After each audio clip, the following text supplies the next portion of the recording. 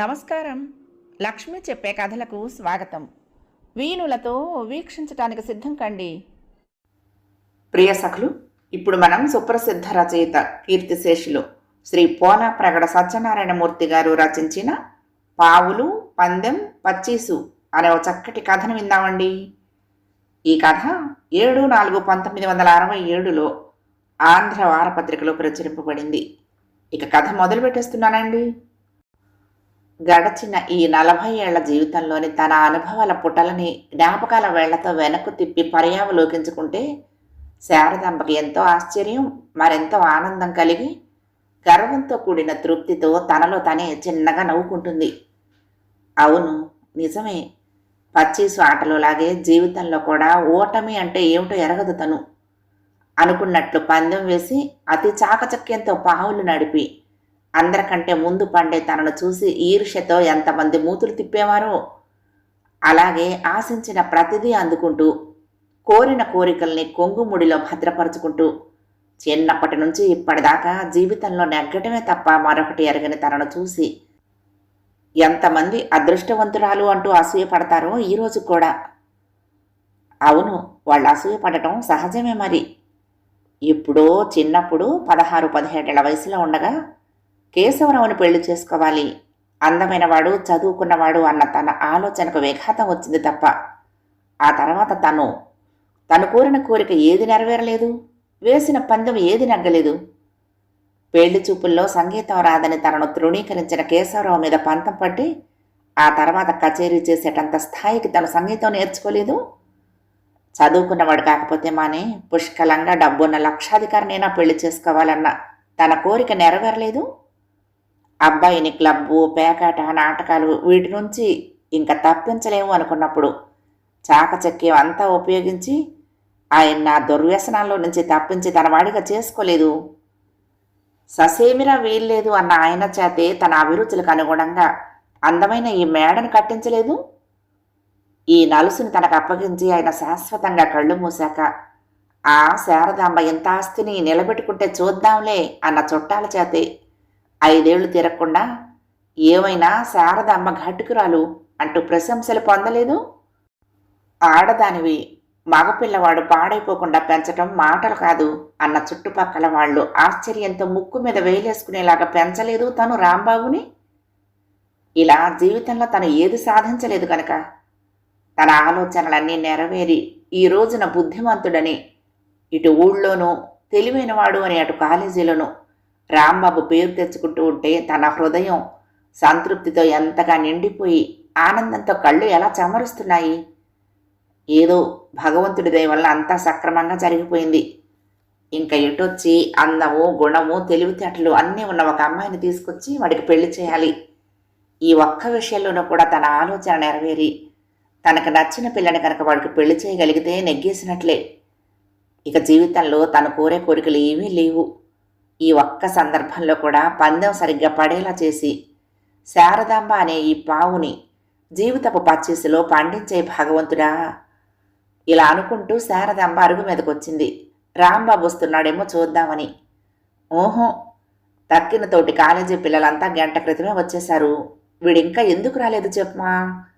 కంగారు పడుతూ ఏమీ తోచక ఇంట్లోకి వీధిలోకి తిరుగుతోంది. హాల్లో ఉన్న గోడ గడియారం 5 కొట్టి టిక్ టిక్ మంటూ ముందుకు సాగిపోతోంది.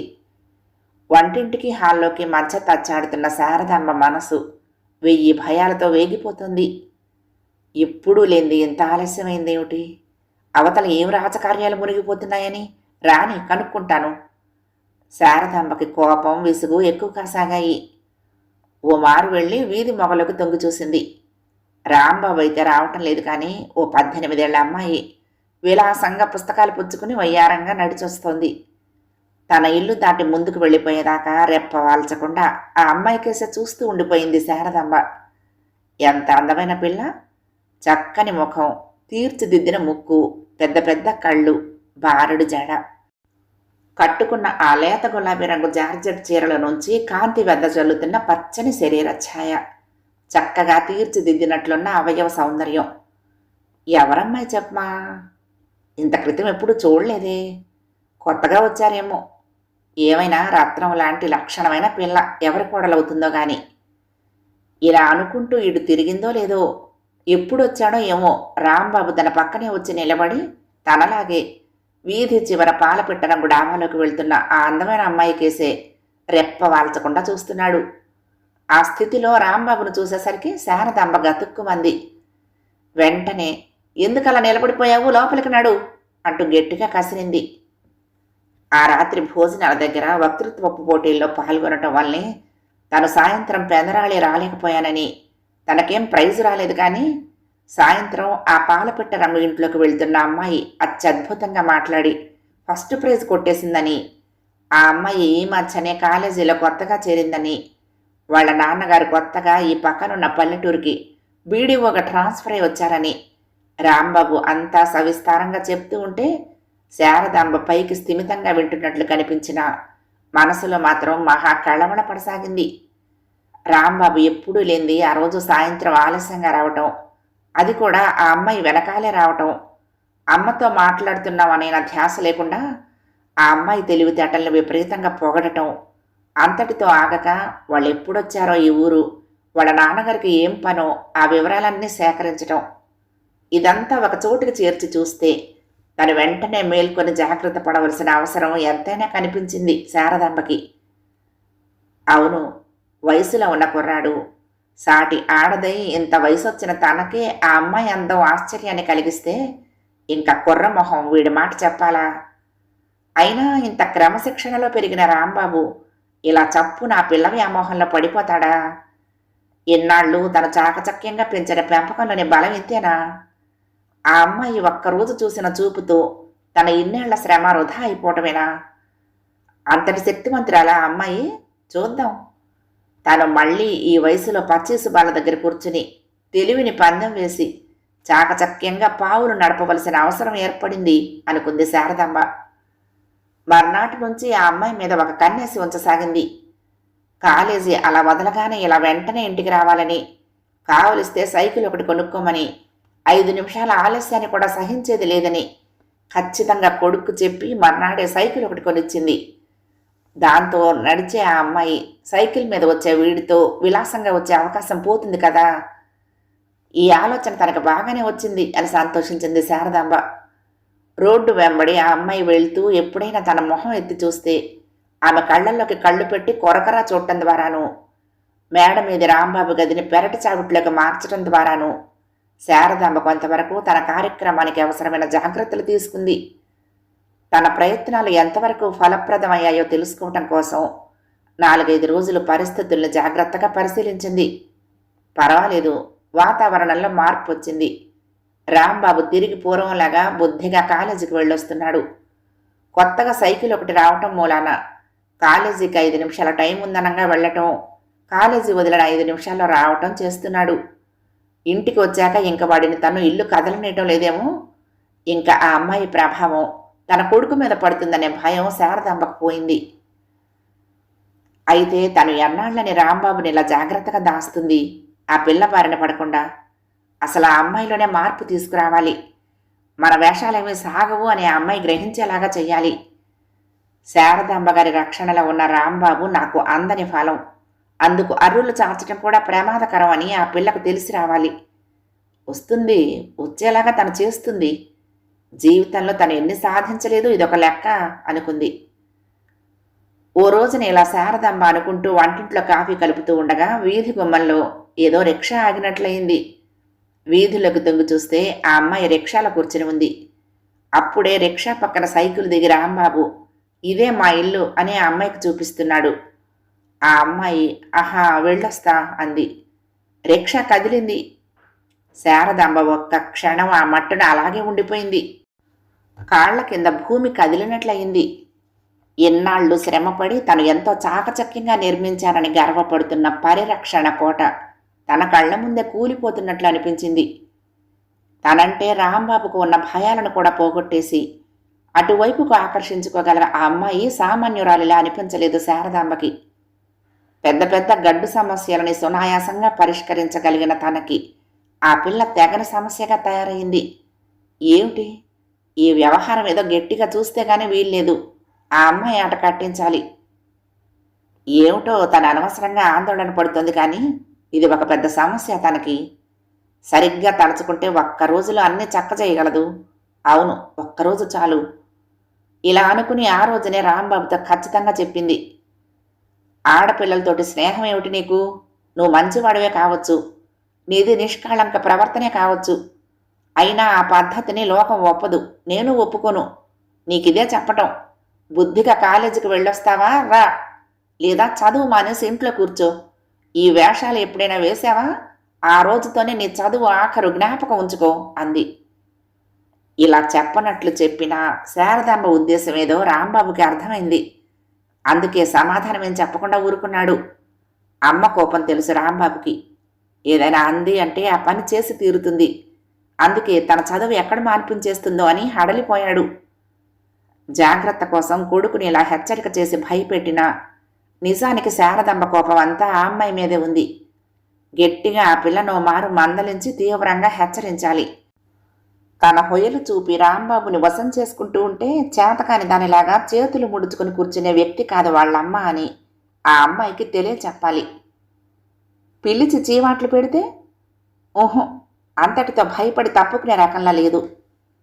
పోనీ వాళ్ళింటికి వెళ్ళి తల్లిదండ్రులతో, ఇదిగో మీ అమ్మాయి ఊళ్ళో ఉన్న మగపిల్లల తల్లులందరికీ ఓ సమస్య కూర్చుంది, అదుపులో పెట్టుకోండి మీ అమ్మాయిని అని హెచ్చరిస్తేనూ బాగానే ఉంటుంది.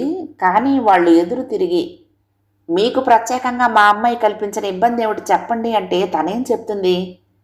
తన కొడుకుతో ఆ అమ్మాయి షికార్లు కొట్టిందా, సినిమాలకు వెళ్ళిందా, ఊరు వదిలిపోయిందా, ఉత్తరాలు మొదలుపెట్టిందా?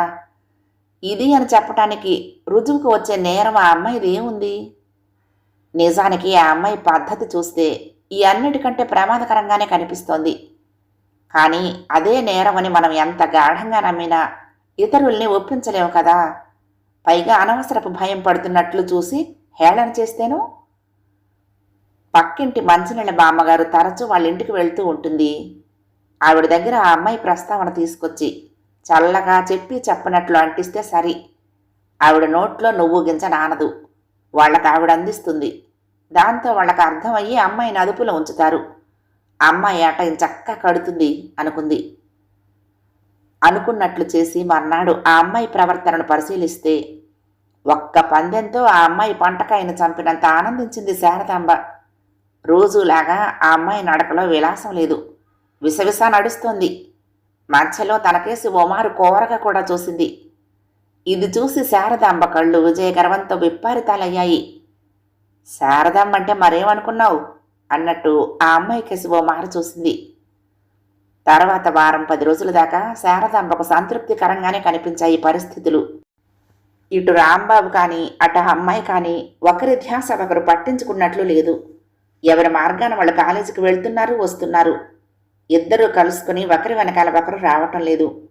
రాంబాబు కూడా ఆ అమ్మాయి ప్రస్తావన మాట వరుసకైనా ఎత్తటం మానేశాడు. మా నాయనకు నా మాట మీద ఎంత గౌరవం ఉంది అనుకుంది శారదాంబ మురిపంగా. అసలు మొదటి నుండి రాంబాబు నిర్దోషనేమో, తానే అనవసరంగా లేనిపోని అనుమానాలు పడి నానా హంగామా చేసిందేమో. ఏమోలే, ఏమైతేనేం పరిస్థితులన్నీ చక్కబడి ఇప్పుడంతా సౌమ్యంగానే ఉంది. తన ప్రయత్నం ఎప్పుడు విఫలమైంది కనుక.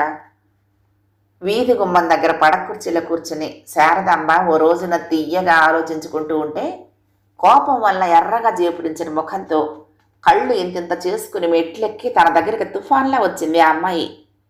శారదాంబ ఆశ్చర్యం నుంచి తేరుకునేలోగానే, రాంబాబు తల్లి మీరే అనుకుంటాను, మీ అబ్బాయిని కొంచెం అదుపాజ్ఞల్లో పెట్టుకోండి. ఈ మాట మళ్ళీ అతను అలా ప్రవర్తించాడంటే మర్యాద దక్కదు అంది. ఆ అమ్మాయి ఆవేశాన్ని అదుపులో పెట్టుకోవడానికి ప్రయత్నం చేస్తోంది.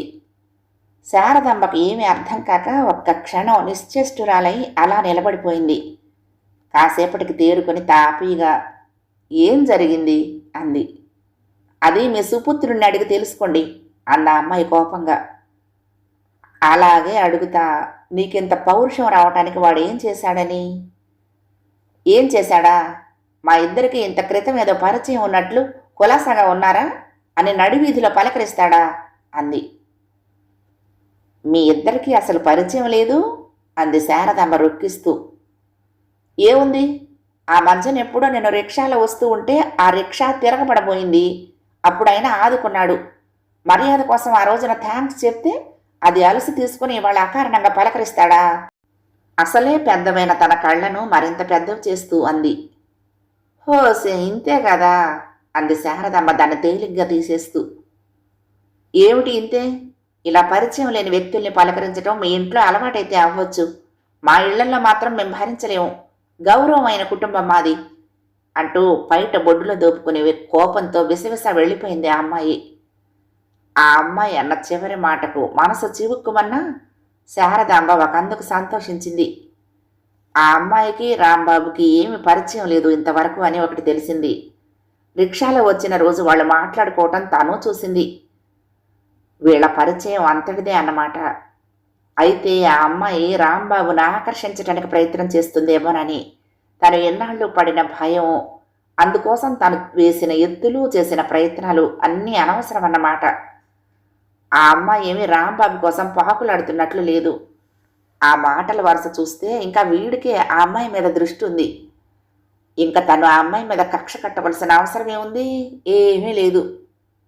అయితే అందమైన దాన్ని, తెలివైన దాన్ని, చురుకైన దాన్ని అని ఓ గర్వం ఉంది ఆ అమ్మాయికి.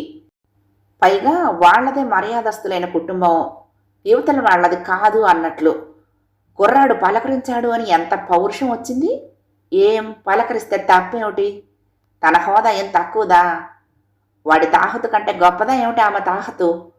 అసలు తన కొడుకు తాహతు లాంటివాడు ఆమెకు దొరకద్దు. ఆ పిల్ల గర్వం తగ్గాలంటే ఎవరినైతే తృణీకరించిందో వాడికే ఇచ్చి పెళ్లి చేయాలి. దాంతో ఆ గర్వం కాస్త చప్పగా అణుగుతుంది. చూస్తాను దీని గర్వం ఏమిటో. రాంబాబుని గెడ్డి పరకలా తీసేసి ఇలా అవమానించడం ఏమిటో. పట్టుదల పట్టైనా ఇలాంటి రత్నం లాంటి పిల్లని తన ఇంటి కోడల్ని చేసుకోవాలి. శారదాంబ జీవితపు ఆటలో పావులు పేర్చి పందాలు ప్రారంభించింది. ఈ మాట తన ప్రత్యర్థి ఆ అమ్మాయే.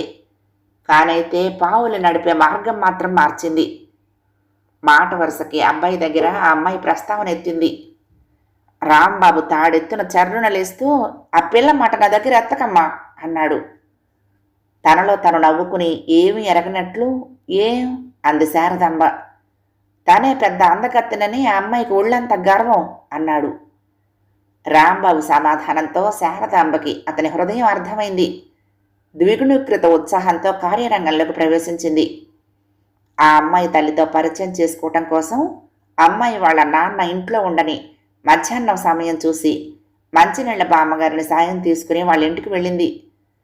కాసేపు అవి ఇవి కబుర్లు చెప్పి వచ్చేస్తూ ఉండగా గోడను ఉన్న పెద్ద ఫోటో ఒకటి చూసి తెల్లబోయి నిలబడిపోయింది శారదాంబ.